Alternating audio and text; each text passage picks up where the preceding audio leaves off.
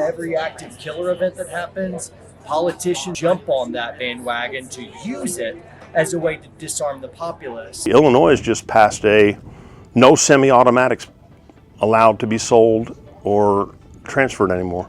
So if you wanted the semi-automatic handgun that you just went and bought here in Texas, you can't buy that anymore in Illinois.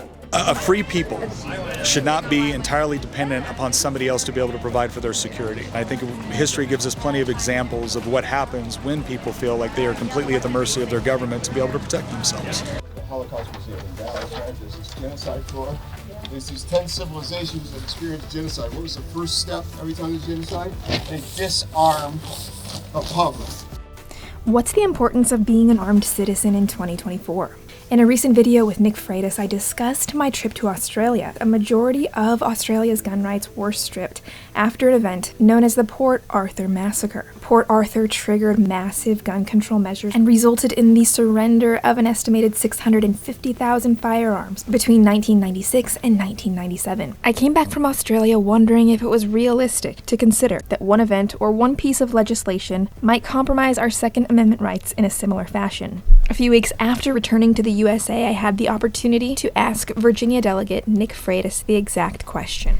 I've linked the full conversation down below, but the short answer was that political conversation is always downstream of culture. If we have concerns on a political level, we need to address the cultural issues that are giving them precedence. While he wasn't telling me anything I didn't already know or believe, I actually walked away from that conversation with somewhat of a great awakening, as well as a sense of urgency, because I was, at that point, someone who had neither owned nor operated a firearm to any significant extent. I was not exercising my right to defend myself, and thereby setting a precedence for political opponents who would take it away altogether. Now, Texas is one of the 22 states where constitutional carry is upheld. Now, comment below and let me know if you are actually in one of these 22 green states. But according to usconcealedcarry.com, constitutional carry means that the state laws do not prohibit citizens who can legally possess a firearm from carrying handguns openly and or concealed. So I walked into Bass Pro Shop, I bought a Glock 43X, and I took that Glock 43X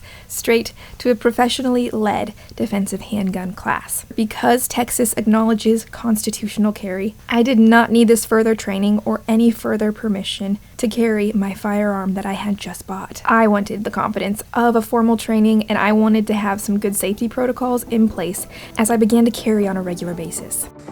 Field training officer, firearms instructor. I've taught at 2 police academies, a myriad of subjects for both rookie classes and in-service training. 2, draw and drop. 3, in the middle, get that good grip. Bullseye to the right of the head. Fire! Women are 5 to 6 more times likely to be a victim of a violent crime. Remember, keep it reset. Don't let your finger fly off. Lean into it a little, Grace.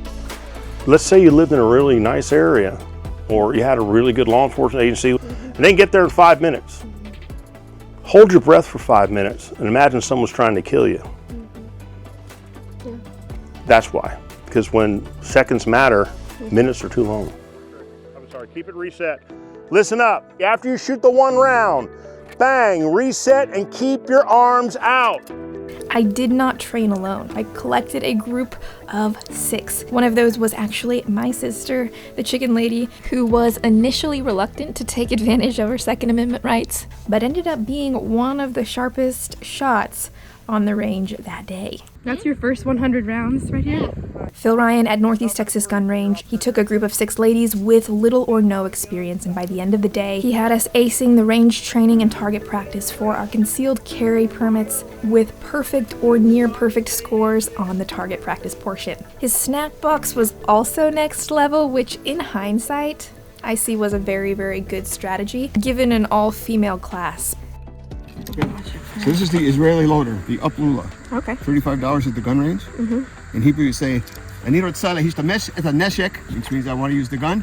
And then say "Bavakasha," which means please, thank you, and load it for you. And there you go. Scott was actually the range assistant and cited something that day that really struck me. He said that genocide is typically preceded by a disarming of the populace. The process starts and moves incrementally, beginning with regulations and ending in restriction.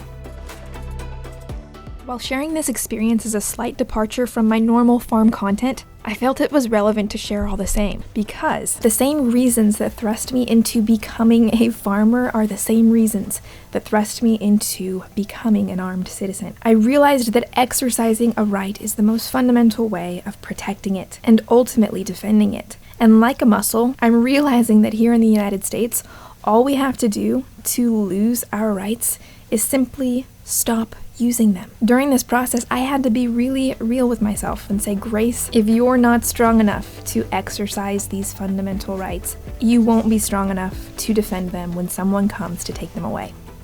Most of the videos on my YouTube channel are geared towards the concept of growing your own protein without a lab or a 3D printer. In fact, if you click on the first link in the description, I will send you 2 of my most popular free guides. One that will teach you how to raise sheep for meat, and one that will teach you how to raise cows for meat. And if you're looking for something to watch next, tap here for my video on how I grew 1,000 pounds of beef as an absolute beginner.